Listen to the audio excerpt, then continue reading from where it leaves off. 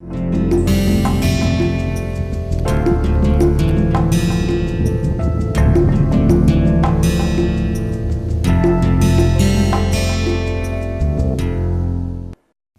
and welcome back to yet another lecture on literary theory, and today we will be continuing with our discussion on post-structuralism, and we will be doing so by focusing on the writings of Michel Foucault.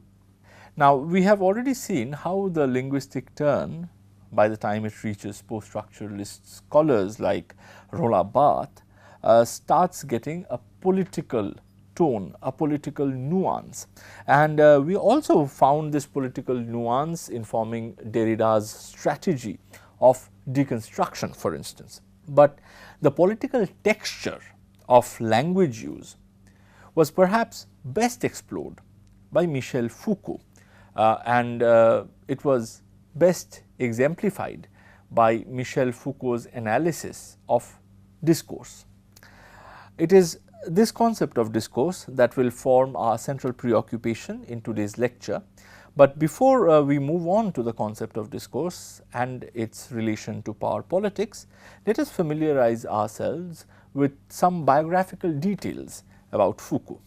Now, Michel Foucault was born in 1926 in Poitiers in France, mainland France, and he was educated in such prestigious institutes of higher education in Paris like École Normale Supérieure and also the University of Sorbonne.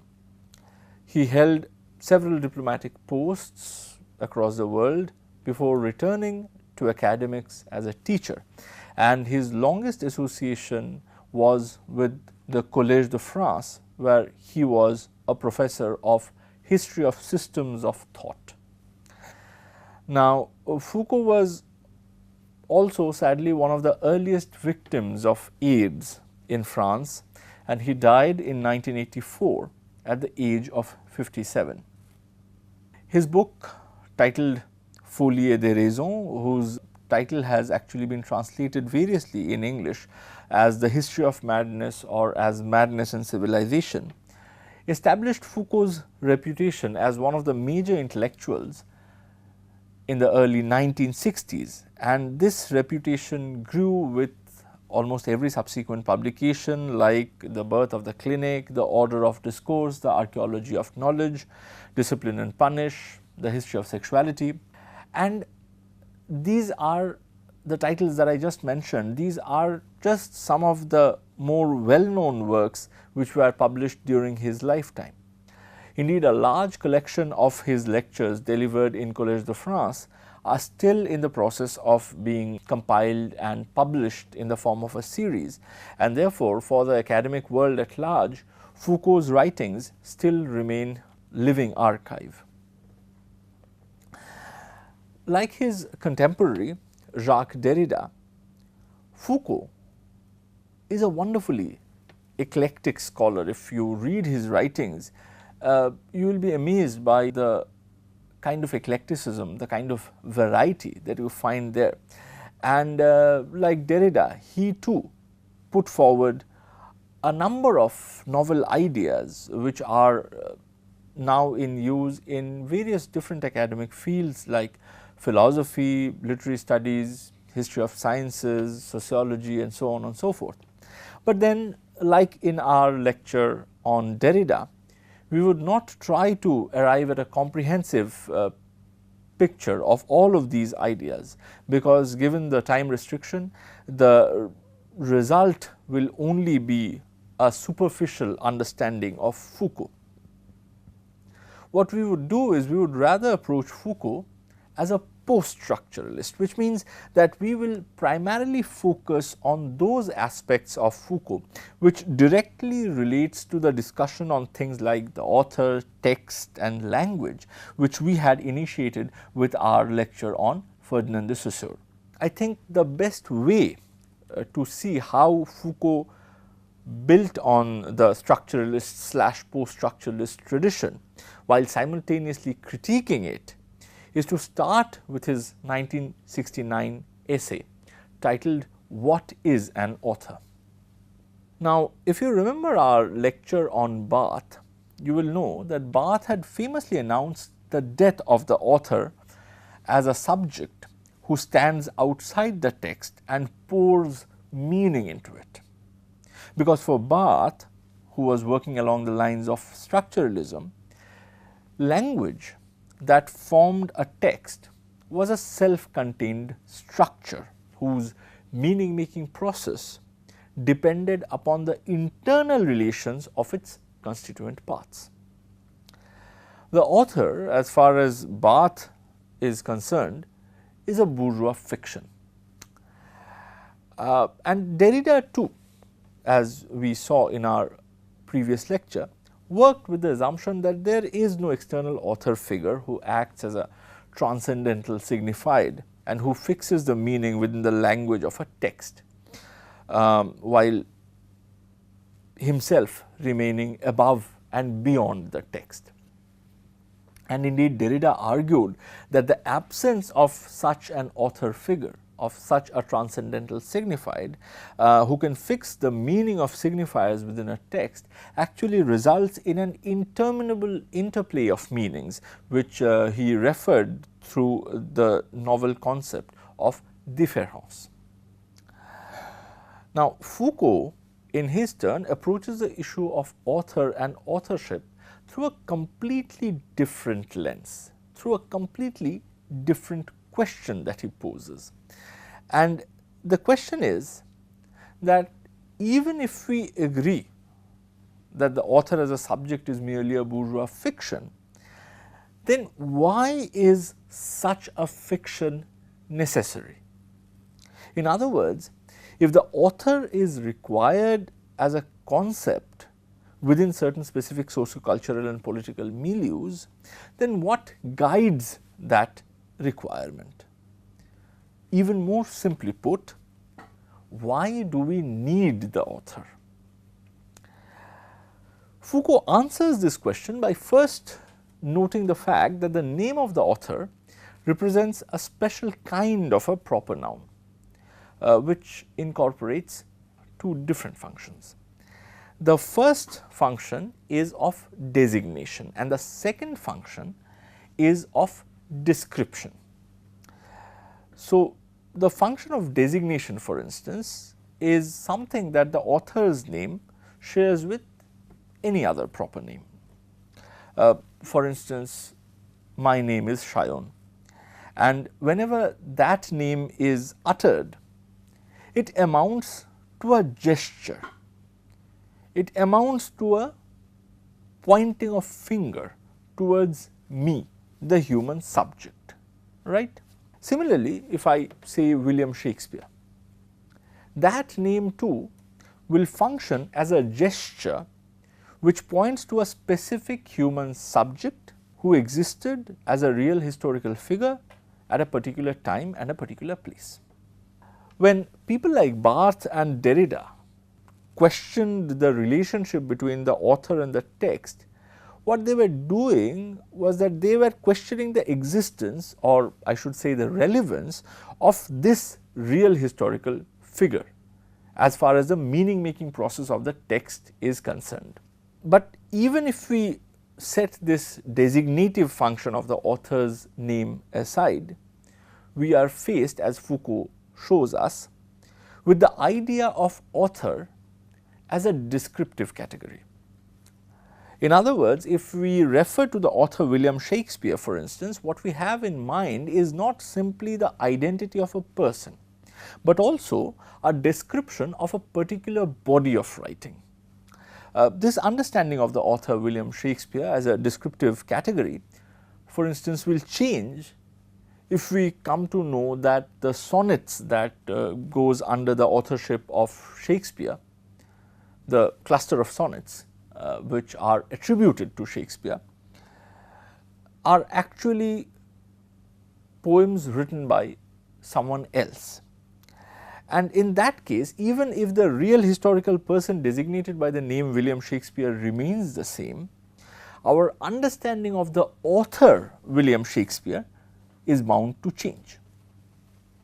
So, even if we do not concern ourselves with the presence of a real historical person standing prior to the text and claiming to be its author, Foucault argues that we are nevertheless left with this idea of author as a descriptive category, and I quote from Foucault, marking off the edges of the text, revealing or at least characterizing its mode of being.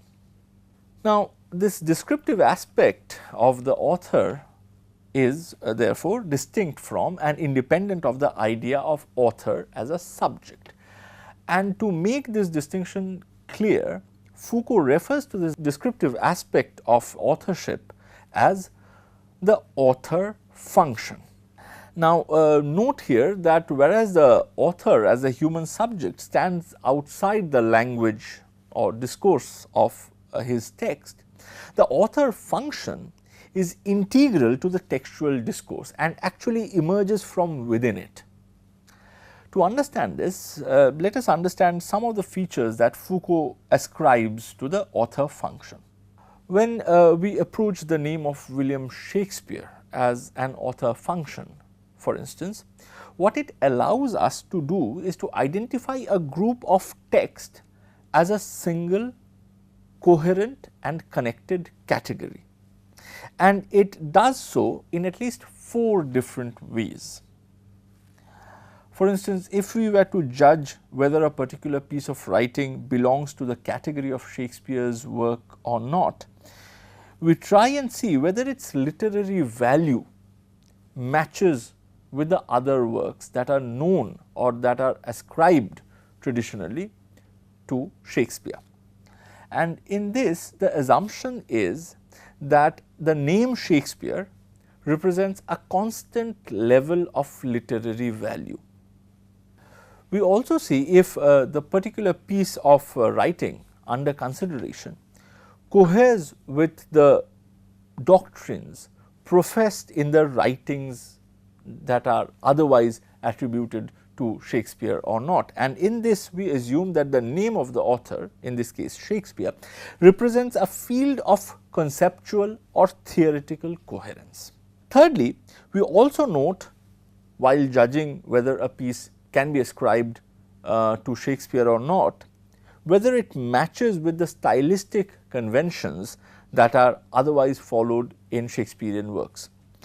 And here our assumption is that the name of the author signifies a stylistic unity. And finally, we also see if the piece that we are considering falls within the time span in which other Shakespearean works were produced. And here the assumption is that the name of the author signifies a particular time period which brackets a specific set of social, political and economic events, and therefore the work needs to either reflect them or be informed by those events. So, as you can see, the author function provides a way of clubbing together a set of texts, and as such depends on the features of the discourse present within these texts. So, now that we have identified Foucault's author as author function rather than a human subject, let us return to the original question: why do we need the author? And here, of course, by author I mean author function. Foucault argues that we need the author because we as a society fear the proliferation of meaning. This fear of proliferation of meaning can be quite clearly seen, for instance, in the distinction that every society makes between discourses or utterances that are allowed and discourses that are regarded as transgressive. According to Foucault, the author function is evoked to control the transgressive discourses and the proliferation of dangerous meanings that might disrupt the existing socio-political world order.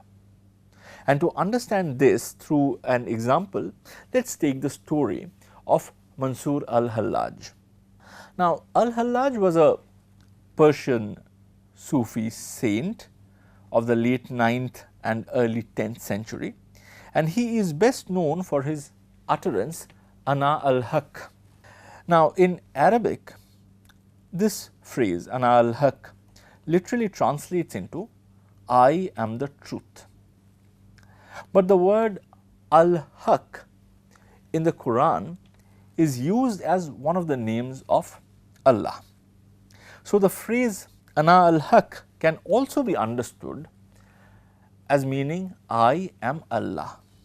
Now, this second understanding of the phrase ana al-haq can in turn be interpreted in two very different ways. So, for instance, the first interpretation can be that the person uttering the phrase ana al-haq is claiming to be Allah himself. The other interpretation that one might derive from this phrase is that the person uttering the phrase ana al-haq is speaking about renouncing his ego and dissolving his individual identity into the greater identity of Allah. So, as you can see here, the same piece of discourse has a potential to create a profusion of meanings if a free play of the meaning making process is allowed. Now, some of these meanings that this limitless play might generate can be positively dangerous within specific socio-political milieus. Thus, for instance, the interpretation that one who utters the phrase ana al-haq is actually claiming himself to be the Almighty Allah was absolutely scandalous when articulated within the theocentric Abbasid Caliphate of the 10th century when Al-Hallaj was living. Now, according to Foucault, the author function is needed to control this dangerous potentiality inherent in the limitless profusion of meanings. Thus, the author function can be evoked to cancel out certain possible meanings of an utterance by stating, for instance, that such a meaning is not consistent with the doctrines professed in other texts marked by the name of the same author. Alternatively, the author can be held guilty of uttering a transgressive discourse and be punished for that. So, for instance, in the 10th century Abbasid Caliphate, Mansur Al-Hallaj was actually condemned as a zindiq or an apostate and was sentenced to a very painful and gruesome death. Now, this punishment meted out by the Caliph did not simply kill off the person designated by the proper name Mansur Al-Hallaj, but also suppressed the entire category of discourse that was described by the author function indicated by the name Mansur Al-Hallaj. This is because all the potentially subversive meanings of the phrase ana al-haq was erased by marking the author of that phrase as an apostate. That is, a person who has abandoned religion and therefore is not in a position to utter any meaningful discourse on the subject of God. In other words, the execution of Al-Hallaj was not simply the killing of a person, but also an attempt to stop the proliferation and circulation of meanings made possible by the utterance ana al-haq.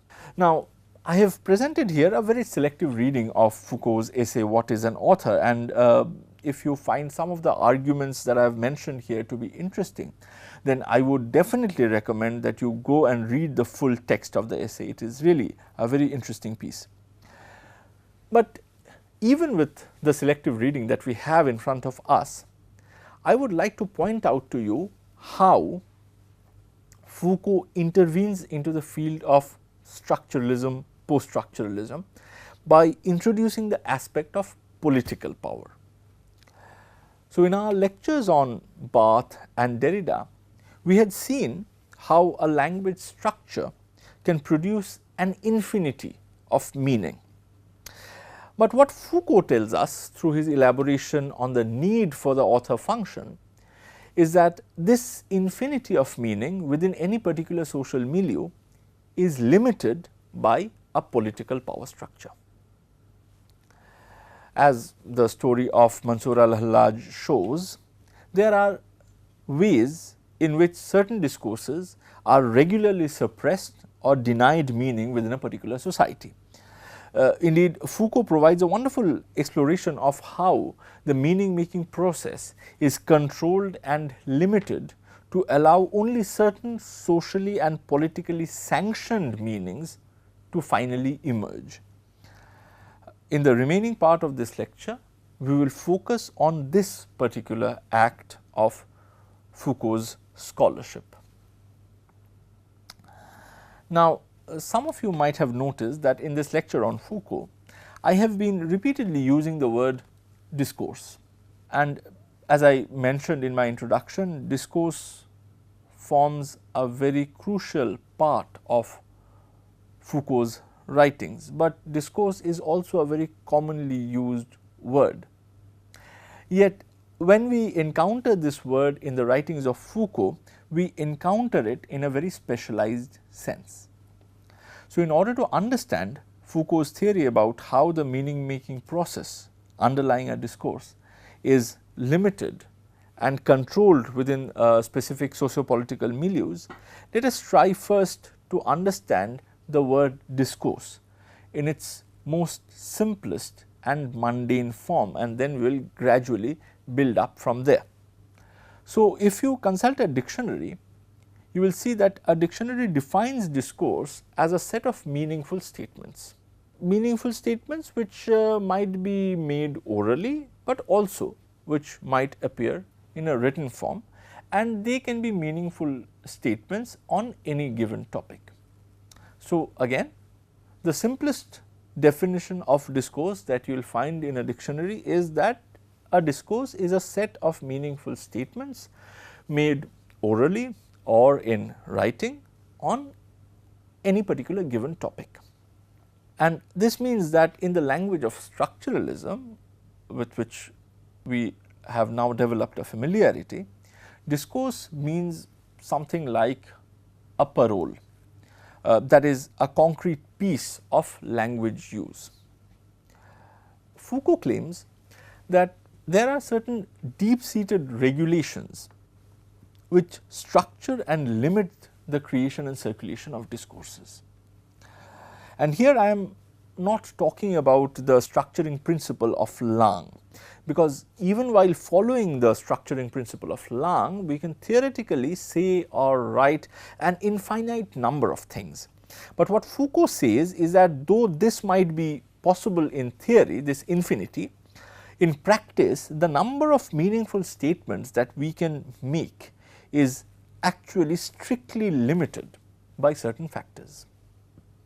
And Foucault, in his essay The Order of Discourse, discusses three such factors, namely taboo, madness and sanity, and institutional ratification. And we will look at each of these factors one by one, and we will start with the notion of taboo. Now, in any society at any given point of time, there are always prohibitions surrounding certain topics, and these topics, these prohibited topics, are regarded as taboos. And any discussion on these topics are therefore socially looked down upon, and consequently there is an absence of discourse on certain topics within certain social milieus. In the example of Al-Hallaj that we have just discussed, speaking about oneself as God as a topic was considered to be taboo. In certain patriarchal societies, for instance, talking about women's sexual rights might also be considered as a taboo. Similarly, in societies which prioritize heterosexuality, the topic of homosexuality might be considered as taboo. And in each of these cases, what the taboo does is that it stops the proliferation of any meaningful discourse on that particular topic. Now, such prohibited subjects might vary from one society to another and from one time to another, but the fact remains, and it remains constant, that in any given society there will be always some subjects regarding which it will be impossible to, or at least very difficult to, create a socially acceptable discourse, a set of meaningful statements.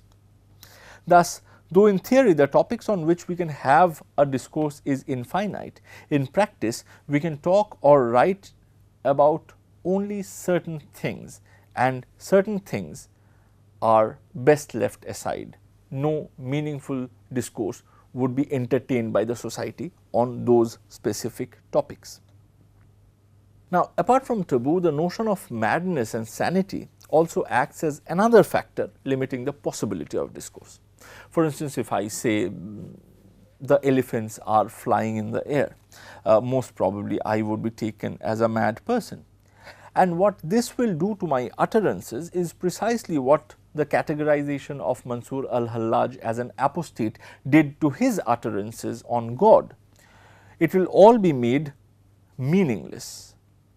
Thus, if discourse is to be understood as composed of meaningful statements, then it follows that someone who is deemed mad cannot generate discourse. So, even though a mad person might be able to speak, might be able to utter sounds, in a society which considers that person to be mad, his speech will not be given the acceptance of a discourse. Now, the reason I mentioned that a madman's speech won't be accepted as discourse within a society that considers him to be mad is because, just like taboo, the understanding of madness too is specific to certain social milieus. So, in other words, different societies separated from one another spatially or temporally might construe the idea of madness differently. But irrespective of what a particular society's understanding of madness is, the basic concept of madness remains present in all society. So, all society will make a distinction between what is madness and what is sane, what is guided by sanity. Which means that in any given society and at any given point in time, there will always be a group of statements which will be denied the status of discourse because of its association with madness. So, apart from taboo and madness, Foucault also talks about another factor. Foucault talks about institutional ratification that limits the proliferation of discourse. And if we consider this, we will understand that our process of knowing about things and talking or writing meaningfully about them are closely guided by various institutions like our schools, colleges, the publishing industry, the news agencies, learned societies, laboratories, etc. For instance, if I were to say today that the sun goes around the earth, then such a statement would not be admitted as part of a meaningful discourse, because it won't be ratified by these institutes which regulate knowledge production and knowledge consumption in today's world. Yet at one point in history, this very statement that the sun revolves around the earth enjoyed institutional validity. Thus, again, like taboo and madness, institutional ratification is also place and time specific. But again, like what I said about the earlier two categories, institutional ratification too would exist in some form or another in all societies. And in every society, institutional ratification will try to control the generation and the circulation of discourses that might be dangerous for the existing political power structure. So, as you can see here with the discussion of these limiting factors, we gradually move from the restricted domain of text to the domain of the socio-political context which frames the text. And we had already started this movement from Barthes and Derrida, but with Foucault we have reached a point that we cannot read a text on its own by merely focusing on the meaning making processes that goes on within it, but we also need to connect it with the context. And when we take up the discussion of Marxist literary theory in our next lecture, this shift from text to context, or rather this relationship between the text and the context, would become even more apparent. Thank you for listening.